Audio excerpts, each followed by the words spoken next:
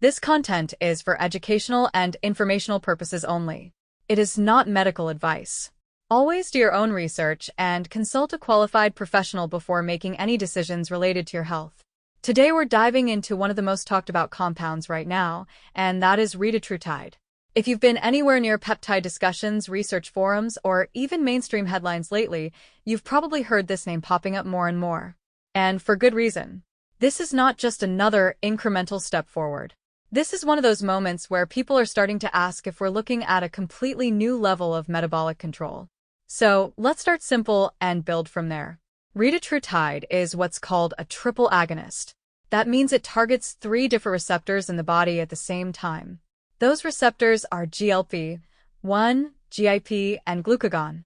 Now, if you've been following this space, you already recognize 2 of those. GLP-1 and GIP are the same pathways targeted by compounds like tirzepatide. But Retatrutide adds a 3rd component, glucagon receptor activity, and that's where things start to get really interesting. GLP-1, at its core, is about slowing gastric emptying, increasing satiety, and helping regulate blood sugar. It's why people feel full faster and stay full longer. GIP works alongside it and helps amplify insulin response and metabolic efficiency. But glucagon is different. Glucagon is typically associated with raising blood sugar, but it also plays a role in increasing energy expenditure and fat metabolism. So when you combine all 3, what you get is a push and pull system. You're not just reducing intake. You're also increasing output. That's the key shift here. Most earlier compounds focused heavily on appetite suppression. Eat less, lose weight. Retatrutide is doing that, but it's also increasing how much energy your body burns. So now you have both sides of the equation working at the same time. And this is where the early research started turning heads. Because when you look at the data coming out of clinical trials, the amount of weight loss being observed is significant. We're not talking about small changes. We're talking about numbers that start to rival, and in some cases approach, what people see with surgical interventions. That's why there's so much attention on it. But let's slow down for a second and really understand what's happening under the surface. Because if you just hear weight loss, you miss the bigger picture. When GLP-1 is activated, your brain receives stronger signals that you're full. Food becomes less rewarding in a way. Cravings often decrease. People report not thinking about food constantly. That alone can be life-changing for some individuals. Now add GIP into the mix, and you're improving how your body handles nutrients, especially glucose. That can stabilize energy levels and reduce spikes and crashes. Then you layer in glucagon receptor activity. This is where your body starts increasing energy expenditure. Think of it as your metabolism being nudged upward. Not in a jittery stimulant way, but in a more subtle, steady shift toward burning more fuel. So instead of just eating less, your body is also using more. That combination is powerful. Now, one of the biggest questions people have is how this compares to what's already out there. Tirzepatide has been considered a major step forward because it targets both GLP-1 and GIP, and it has shown impressive results. But Retatrutide builds on that by adding the glucagon component. So, it's not just an upgrade. It's a different approach. And because of that, people are starting to ask if this could redefine how we think about metabolic health altogether. But here's where we need to stay grounded. Just because something is powerful doesn't mean it's simple. There are always trade-offs, and there are always things we don't fully understand yet. For example, with stronger metabolic effects, you can also see stronger side effects. Nausea, gastrointestinal discomfort, changes in appetite that can sometimes feel too extreme. Some people report feeling like they have to remind themselves to eat.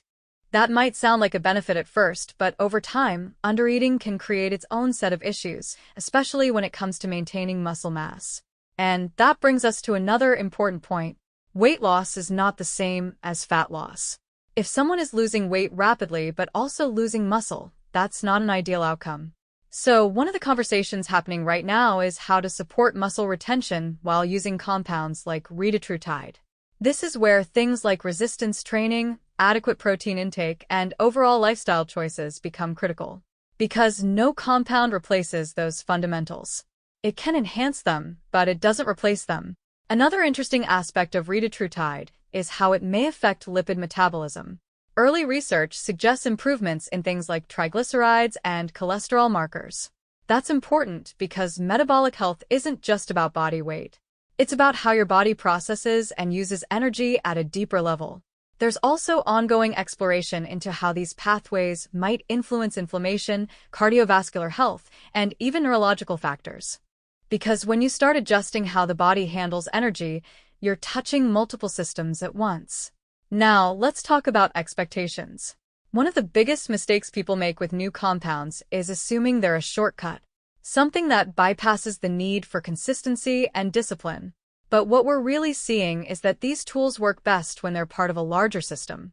If someone improves their diet, increases activity, focuses on sleep, and then adds something like Retatrutide, the results can be significant. But if those foundations aren't there, the outcome is often less predictable. There's also the psychological side of this. When appetite is suppressed, habits change.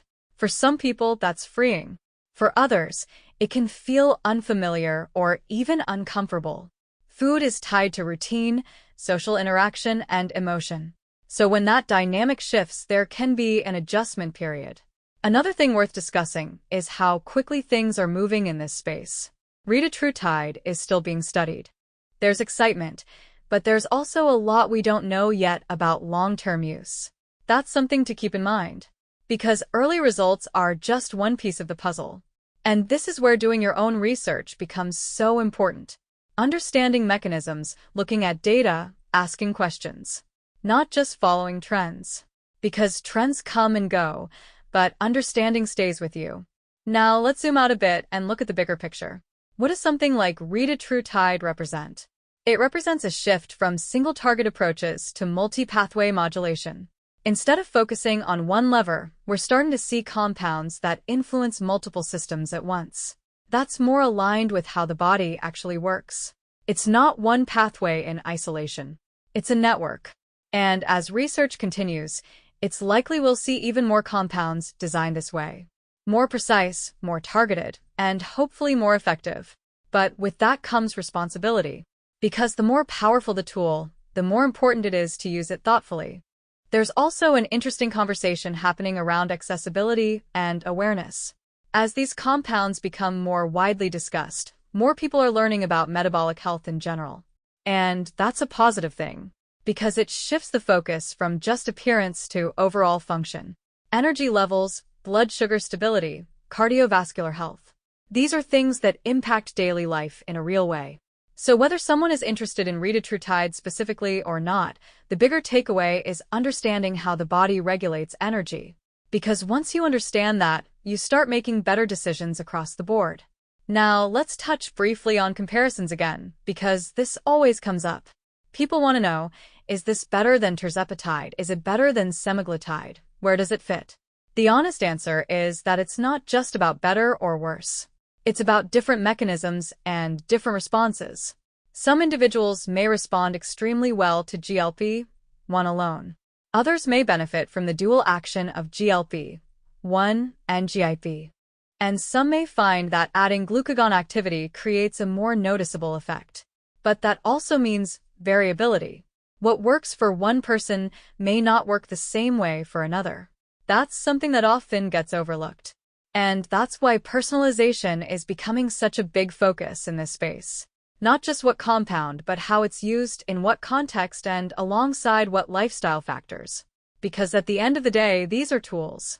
And tools are only as effective as how they're used. So if you take anything away from today, let it be this. Retatrutide is exciting because it represents a new level of metabolic modulation. It's not just about eating less. It's about how the body uses energy as a whole. But it's still part of a bigger system. And understanding that system is where the real advantage comes from. This content is for educational and informational purposes only. It is not medical advice. Always do your own research and consult a qualified professional before making any decisions related to your health. Thanks for listening, keep learning, and stay curious.